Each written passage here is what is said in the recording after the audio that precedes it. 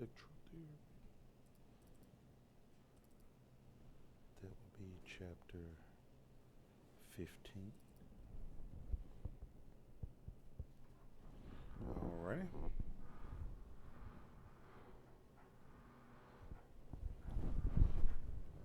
All righty. Good. Here we go. So, what is testable relating to the exam for dermatomes and peripheral nerves? And that one didn't come down. That would be on the left. What is testable? Good question. Okay. So,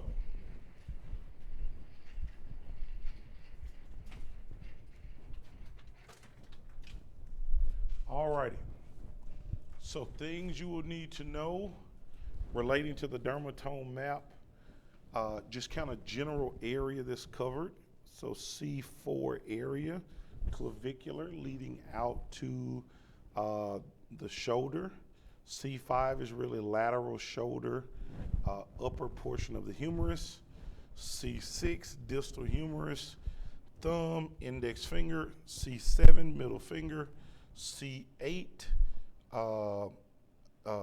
pinky finger leading up toward the wrist, like the distal end of the hand. T1 really runs up towards the axilla. Is here, so just T1 coming up toward the middle portion. So understanding what areas. So I could use this photo and black out a number, something like that.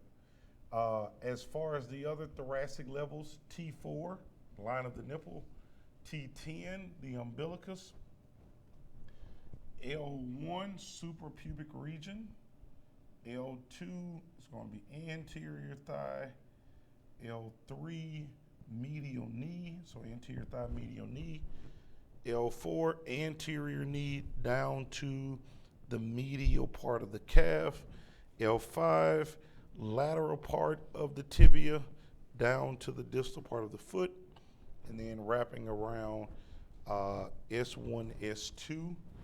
It really gets hard to determine after S1 and S2. S3, 4, and 5 we don't really worry about identifying. So generalities in that nature are testable. This slide here is really good to know because it sums up everything we were just saying. So it is a summation of this one where I can easily go to palpate to assess if I'm having difficulties with my dermatome areas. This slide is relevant because these are peripheral nerves that have sensory function. So these provide sensory information. Dermatome deals with skin. These are subdermal, so they give information about body areas below the skin. So the ones that are relevant: axillary, radial, lateral antebrachial cutaneous, median, ulnar, medial antebrachial cutaneous,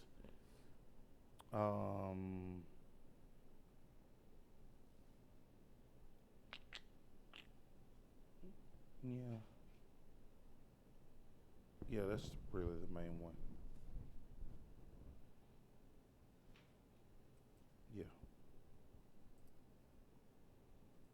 yeah, just those. Intercostal brachial cutaneous, maybe. Probably not a whole lot of that inside of the medial aspect of the arm. Okay, and knowing what we said about the hand relating to the nerves. So median gets lateral 3.5.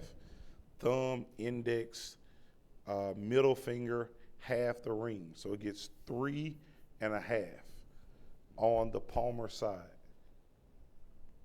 Ulnar gets the other 1.5 on the palmar side and all the way onto the dorsal side. Median only gets it to the nail beds, and then radial picks up from there.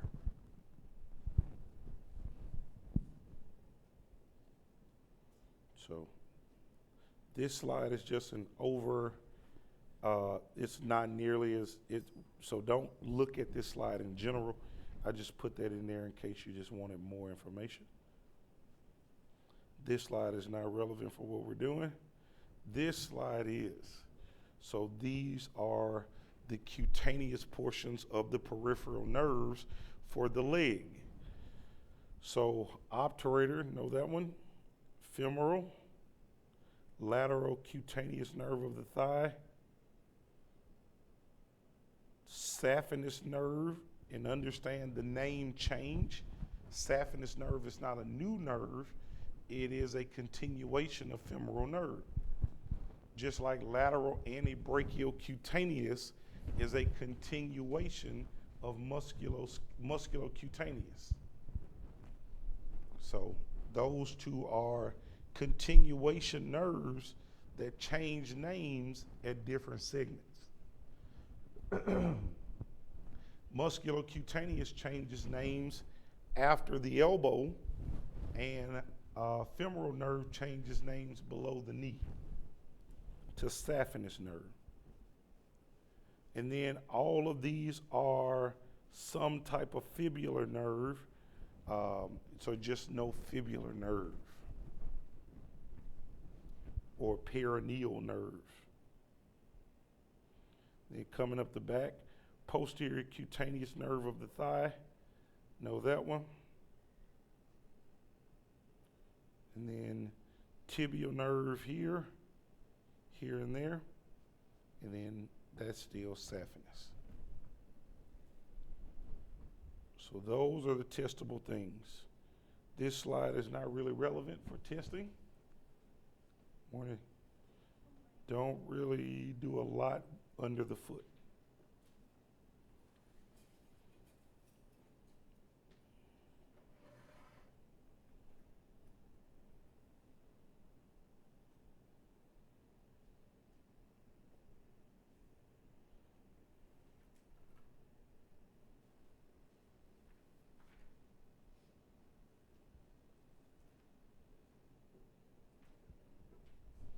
Okay, so those are the testable components.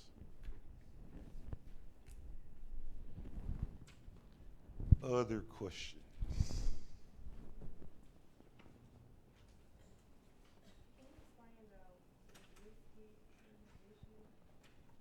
Wodinsky inhibition?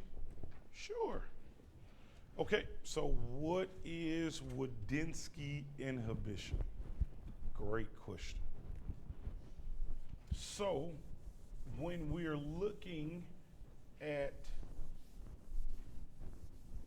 IFC,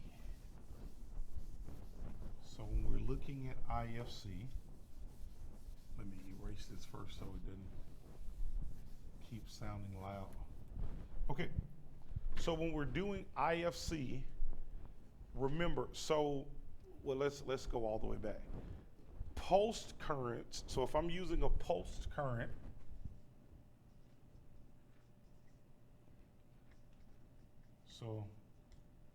so if I'm using a pulsed current, the way that pulsed current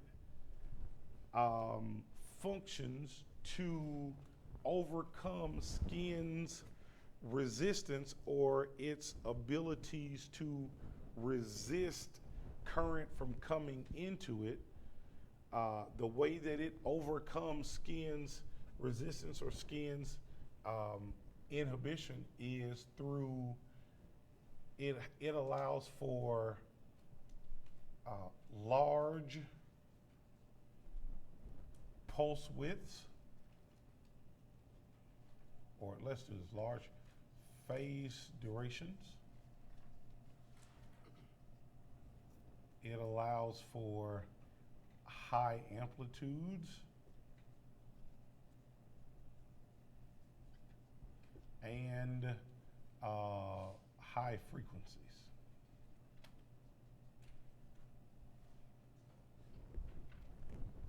So that's the way pulse current overcomes skin's resistance to current.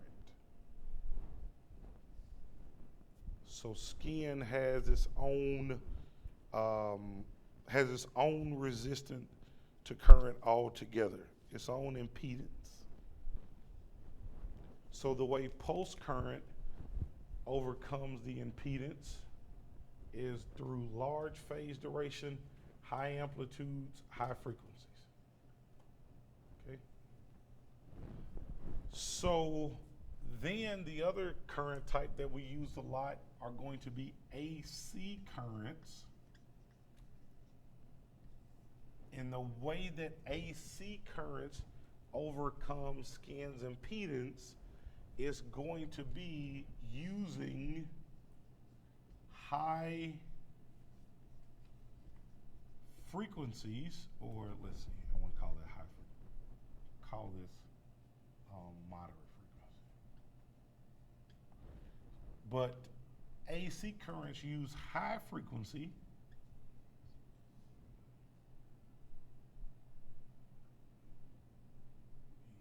see why.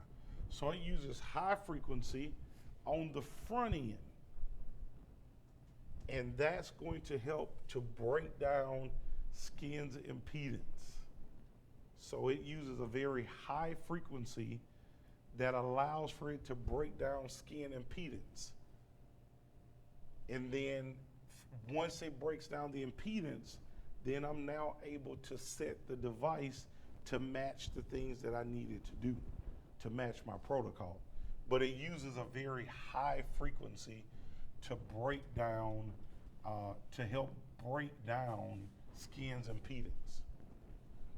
So what Wodzinski inhibition says is that we're using frequencies that are so high that by the time they reach a motor nerve, they're going to be at such high frequencies that it will limit a motor nerve from depolarizing and functioning.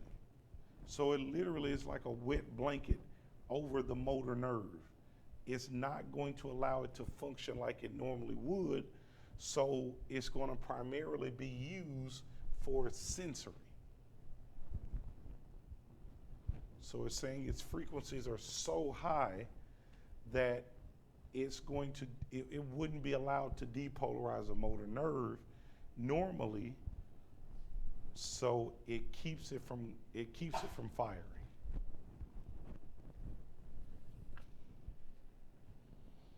And that's in chapter 16, in case you all were figuring out where we were talking. Dealing with IFC. It is on page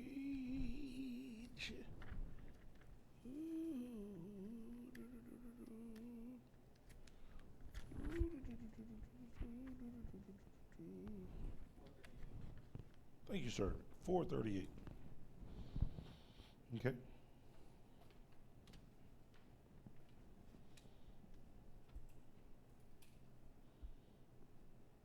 Mm-hmm.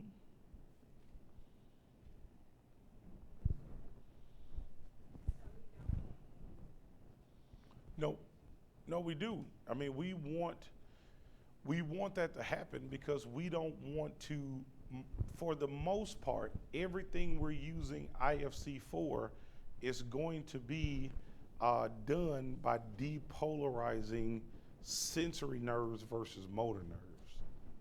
So we wanted to block motor nerve transmission so that we can really focus on the sensory nerves. So it's a good thing.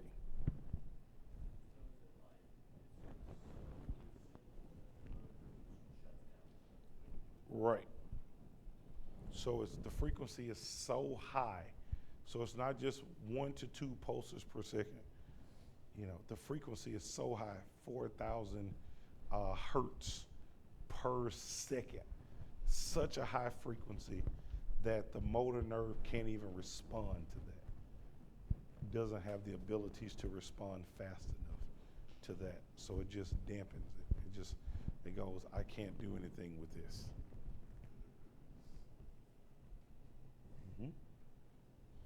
Good question. Does that make sense? Is that good? Any other questions?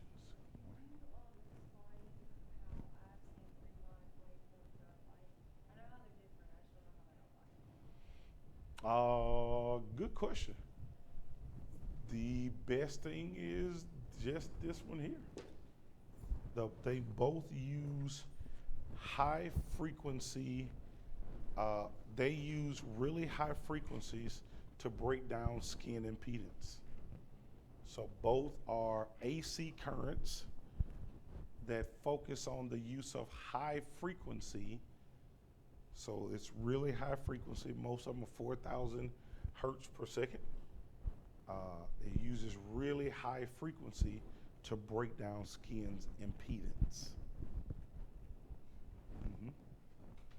So, and the difference is that breakdown is either done by the 2 channels on the patient through interference of those really high frequencies with IFC, or it can be done inside of the machine where it's producing high frequency from the device and then giving you a treatment frequency after that through pre-mod. Good question. That makes sense?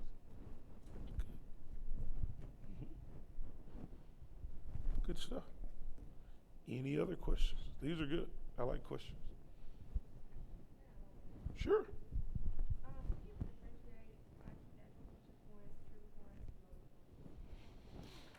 I can. Sure. So let's talk through them. So what are the differences of the 3 points? So I can have a motor point. I can have acupuncture point, trigger point. So what are the differences? Motor points are essentially windows into a muscle. So think of it like a window into a muscle.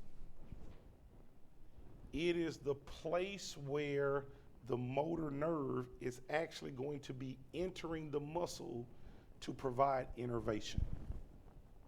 So it is a place where they've gone through and they've looked at cadavers and they've marked the points off where a person on a number of different people, where the nerve, the peripheral nerve, is actually going to be entering the muscle.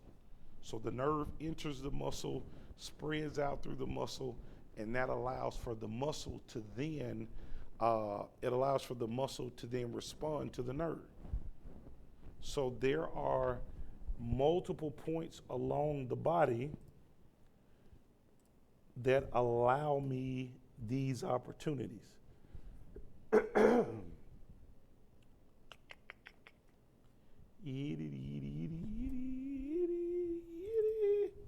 we go.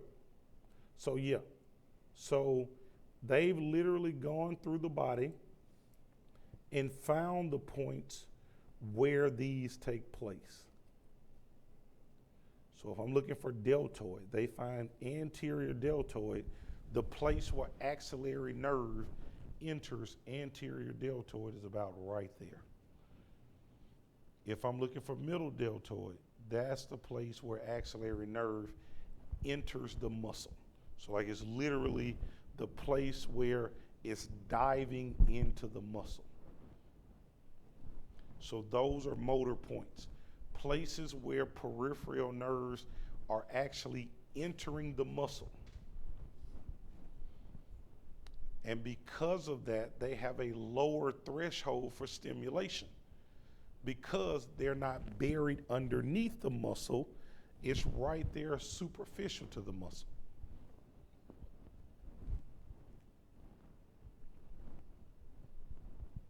So those are motor points, windows into a muscle, the place where the peripheral nerve actually enters a muscle. And they have been adequately mapped out for the entire body. So this is anterior and the trunk. This is posterior trunk, upper hip, upper extremity anterior, upper extremity posterior, anterior leg and thigh, posterior leg and thigh. That's pretty much your whole body. So they've mapped these out. A trigger point on the other end is not a normal occurrence in the body. So whereas a motor point is a normal occurrence in the body where a peripheral nerve enters it, a trigger point is not a normal occurrence for the body.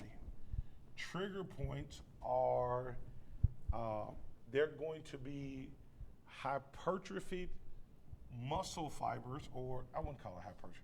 They're going to be areas where muscle fibers have bundled and it's causing for increased tension on the muscle's origin and insertion. So you're going to have a bundling up, or kind of like a bundling up. So think of it where you're getting a knot in the muscle and it's starting to bundle up in that area, and it's going to start to put pressure on the origin and insertion. So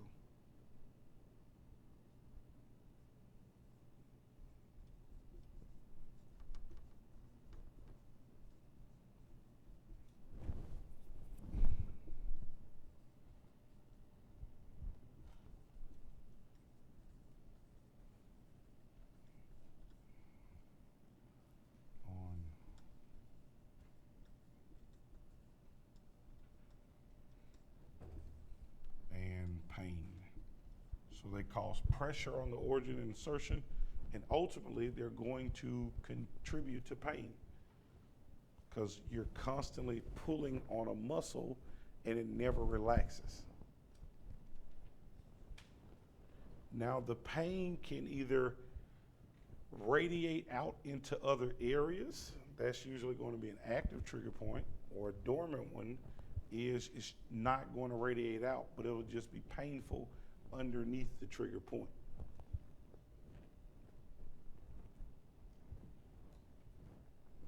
So these are abnormal muscle fibers bundling up together.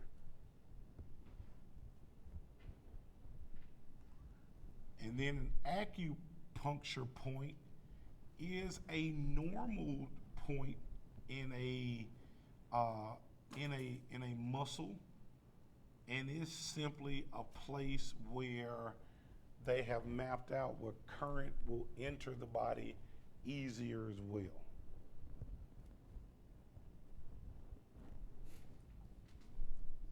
So these two are normal. This is abnormal.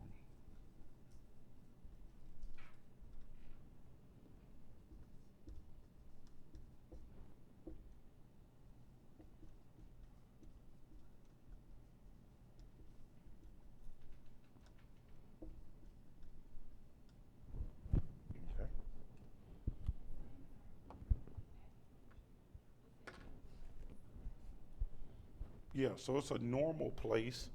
It's just a place on the body where current will enter the body easier. Mm-hmm. So, but it is a normal occurrence.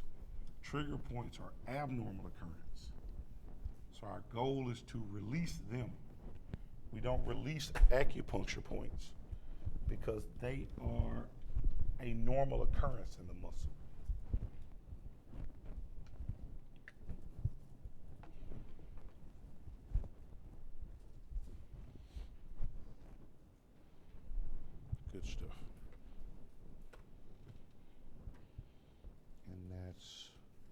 think still chapter 16 as well, talking about the different windows into the skin.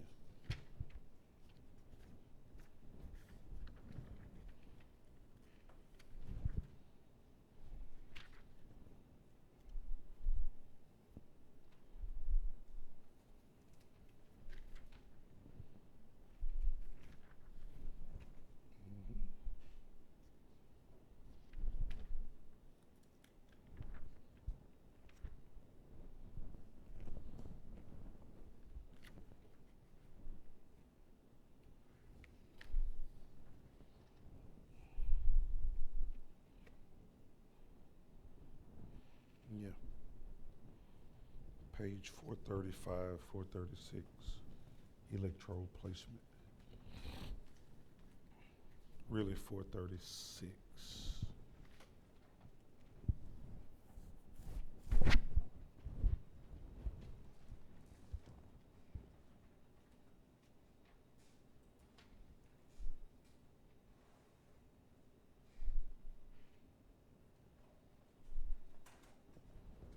Mm-hmm.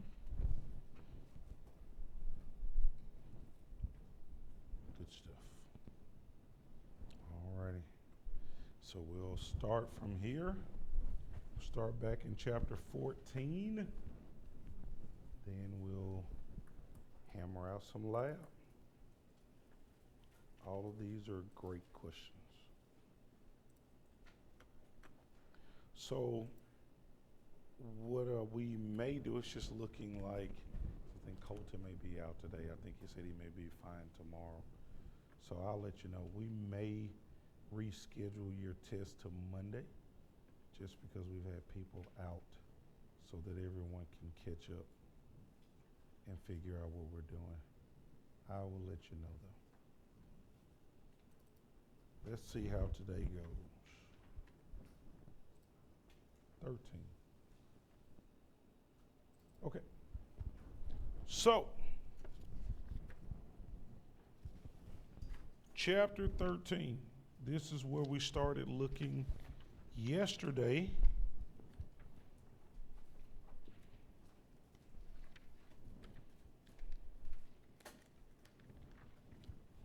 We started working our way through some of the information here. So let's kind of go back through to make sure that we understand everything. So we gave the different names for neuromuscular E-stim, or something where we're trying to depolarize a motor nerve. So the whole goal of this is going to be depolarization of the motor nerve. We're trying to stimulate the motor nerve to depolarize. So if we're trying to stimulate a motor nerve to depolarize, then we most likely would call that NMES, or neuromuscular e-stimulation, or neuromuscular electrical stimulation. So we're trying to depolarize a motor nerve normally. That's neuromuscular electrical stimulation. It's good stuff. If we are trying to facilitate electrical stimulation to serve as an adjunct, not a substitute, it's an adjunct for a weakened muscle due to some type of nerve injury or nerve damage, not a nerve severing, just damage, then we would want to use functional electrical stim. So it can serve as a substitute in general, but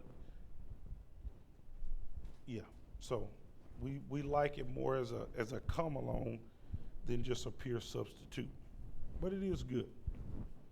So those are the two different types of electrical stimulation we're going to be dealing with today. We talked about the indications and the contraindications, whether they be relative contraindications or whether they be actual absolute contraindications or other precautions. That's box 13.1. So we dealt with that.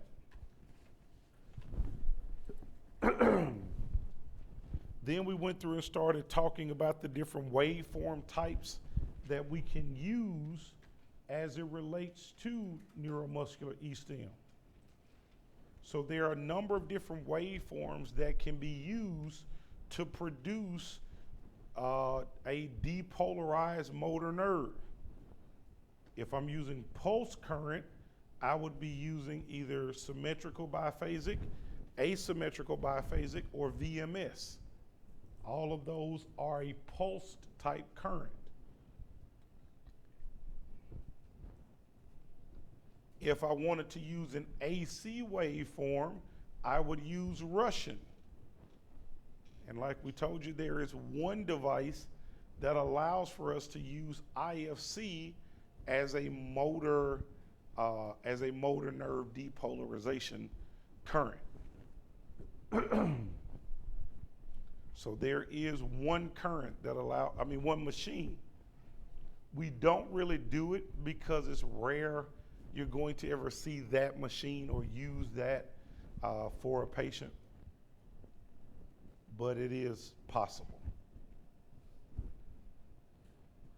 We then talked about frequency. We said the higher the frequency, so low frequencies, when I'm using a really low frequency, that's going to cause me to do what we call twitch,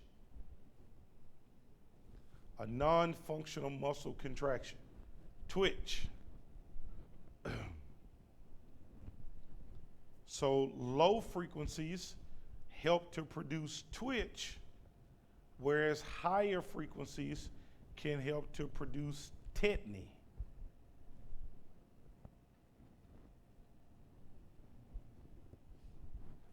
Now, tetany can be two types of word. General tetany is just moving from twitch to a sustained contraction.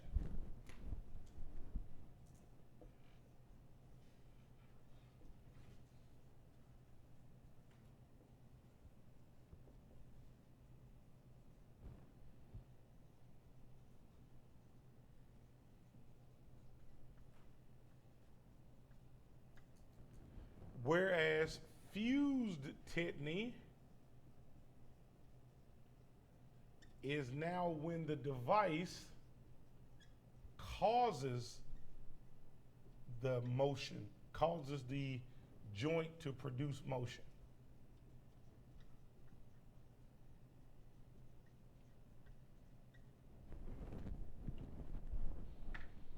So we can have tetany, just a strong motor response, where we're still able to control what's going on. So a strong motor response is not just a twitch, bobbling all around, strong motor response that I can use to function, or I can go into fused tetany where the device actually moves the joint for me. So I can put it on my flexors, turn it up, and it'll cause my wrist to go into wrist flexion. I put it on my extensors, I turn it up, it'll cause my wrist to go into extension.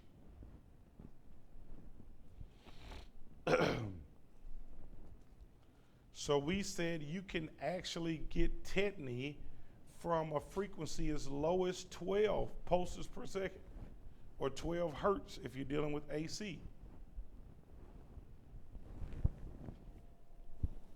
Or cycles per second, if you want to call it that. Hertz is just another word for cycles per second. So I can get tetany with a frequency as low as 12. To get a good, strong tetany response, you want to be somewhere around 30 cycles per second or pulses per second. But it can vary just depending on the muscle.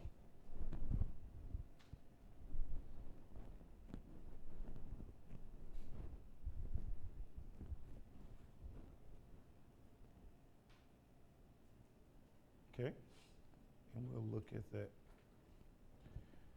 Then we talked about amplitude. Amplitude should be gradually introduced during E-stim for NMES. You're going to probably use a little bit higher amplitude than you use for sensory. So just be careful with that. You're not trying to, blow your patient knees off. You want enough amplitude to produce the desired effect.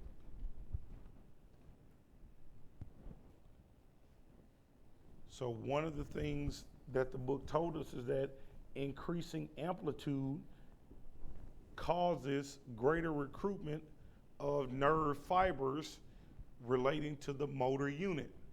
So a motor unit is the housing of a bundle of nerve fibers. So the more amplitude I'm able to use, the more I'm able to draw in more motor units firing and use more nerve fibers.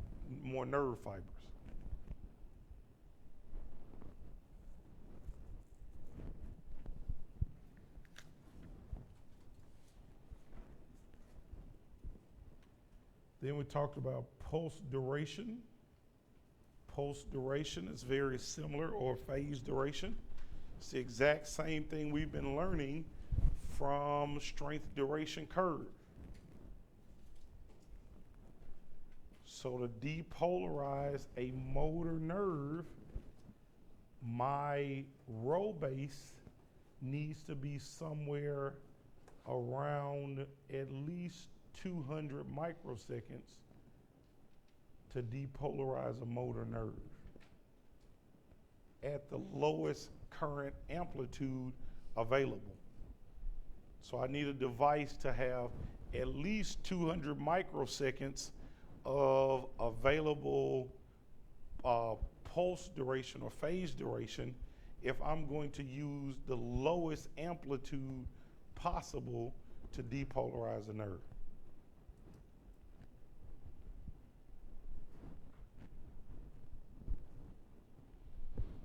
Okay.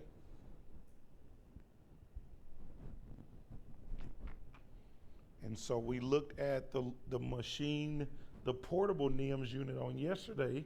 Does anybody remember what pulse duration it offers? What was the max? 300, very good. So it's long enough to give me 300 microseconds out to here, which means I am, because of that, if I take full advantage of that, I'm able to use a lower amplitude of current to depolarize the nerve cell I'm trying to depolarize.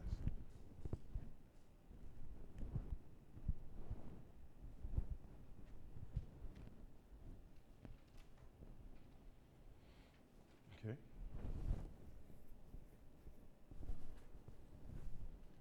That's still dealing with frequency. Okay. Then we talked about the difference between on-off time, which you were able to see on yesterday when you turned on the little gray unit. It had an on time and it had an off time. Now that one is really functional because it lets you set what you want your on time to be and your off time. Some are going to have pre-selected on-off time ratios. So it'll have multiple options, but you'll have to pick one of the pre-selected time ratios. I'm pretty sure the square green machine is that way. But we said on-off time helps to determine the response for what you're trying to do. Adequate on-off time allows for us to depolarize the nerve and cause whatever effect we're trying to cause for a period of time. Then the off time allows for rest so that we can return to doing it again.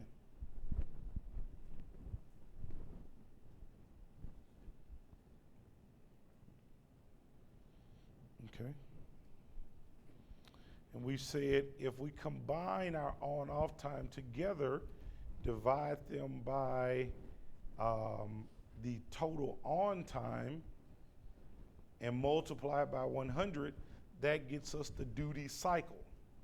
And remember, duty cycle is just simply how long current is available to you to use from that device.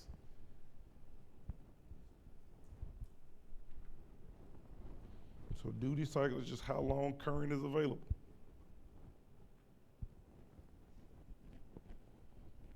We said most machines have a duty cycle for NMES protocols.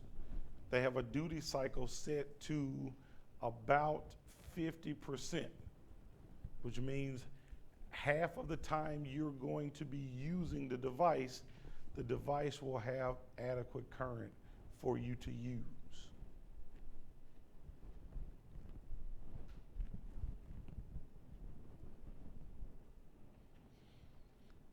And then the last thing we talked about was ramp modulation.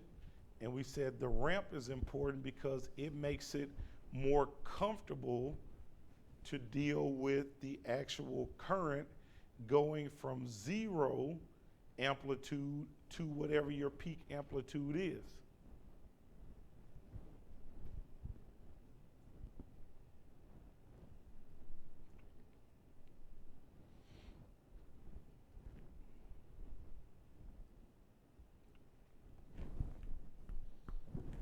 Okay.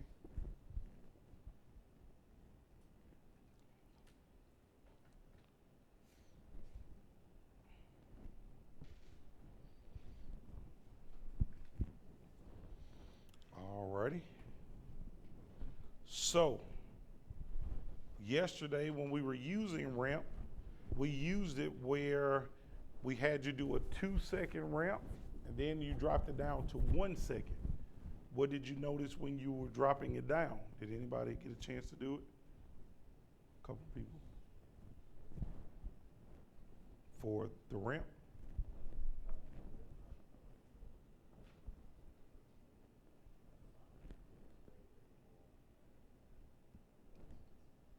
Okay.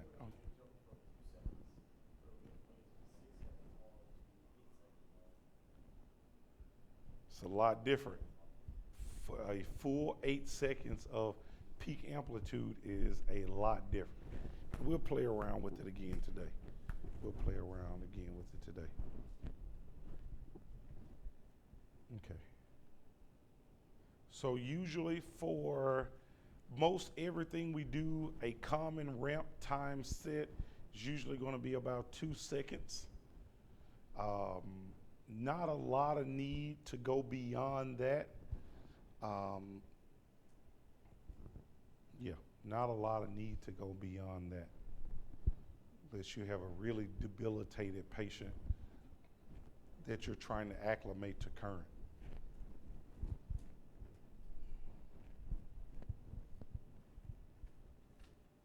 Okay. So, now let's talk about patient positioning. A patient should be positioned for comfort. That's going to allow them to be able to attend to the intervention and so that they can participate in reaching the goals established. It's always worth a few extra minutes to take, the few extra minutes taken to achieve a comfortable starting position. Whenever possible, position a patient to allow them to see the results of the stimulated contraction. So you want them to see what's going on. What I normally would tell my patients to do, especially if it was on an area they can participate with it, is I would always tell them to contract the non-affected side along with the affected side so that they can get the feel of what a normal contraction should feel like.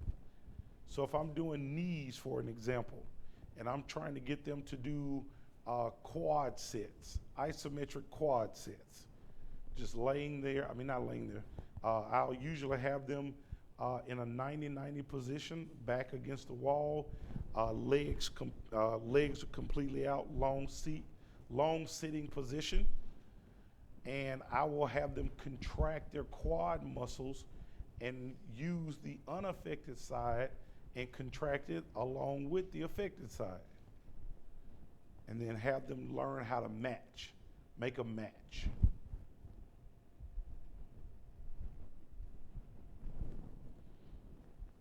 Okay.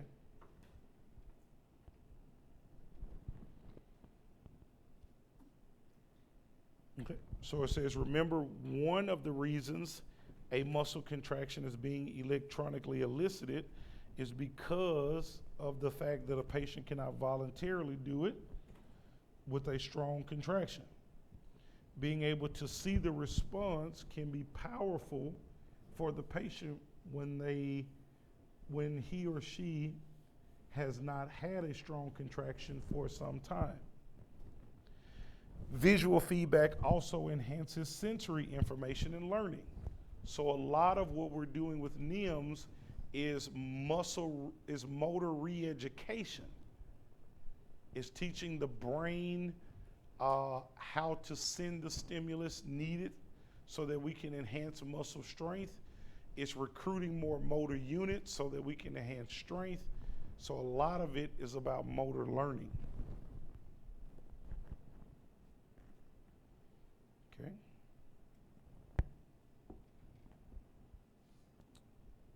Okay. Says when stimulating weakened muscle, careful attention to limb position can take advantage of length tension relationships. And we'll talk about that.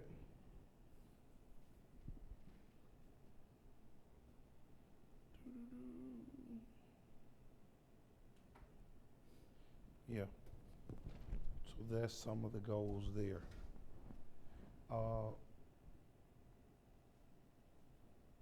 A few of the things that you're able to do, and a lot of people don't think of it this way, but I used to use it this way all the time, is positioning the patient appropriately based on the muscle grade that they have in advance.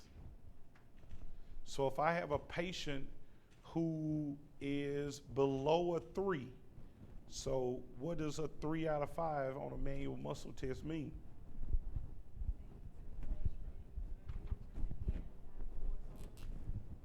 Okay, so 3 out of 5 means, give it to me one more time. Okay, so I agree. I'm looking for move. There you go. So they can perform full range of motion against gravity.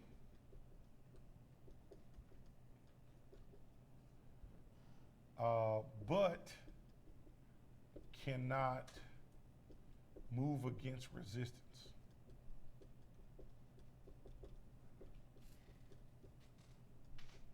Good, very good. So that's a 3 out of 5. So if I'm a 3 out of 5, I can perform full range of motion, but I can't tolerate any resistance, any force. That's 3 out of 5. Okay, so if I am less than a 3 out of 5, what is the requirement if you're doing a manual muscle test? Gravity elimination. So I want to maximize their position. So the same thing I like to do if I'm working with the patient and they're less than 3 out of 5 and I'm using E-stim. I want to put them in a gravity eliminated position until I can get them to move through full range of motion in a gravity resisted position until I get them to at least 3 out of 5.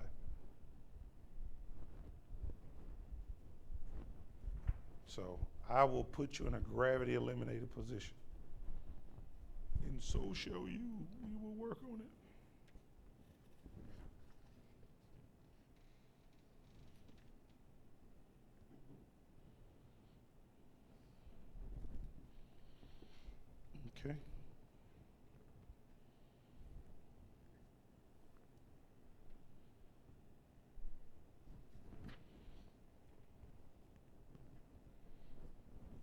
Okay. After that, the book talks about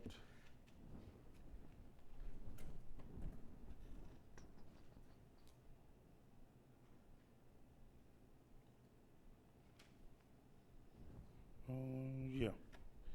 So it mentions about electrodes. We've talked about electrodes. We won't cover that. Duration and frequency of treatment intervention. Says clinical decision making becomes most difficult when considering the duration and the frequency. It is most dependent on our short-term goals, expected outcomes, and patient response. Frequent reassessments to the person's progress toward reaching their treatment goals will guide your decisions.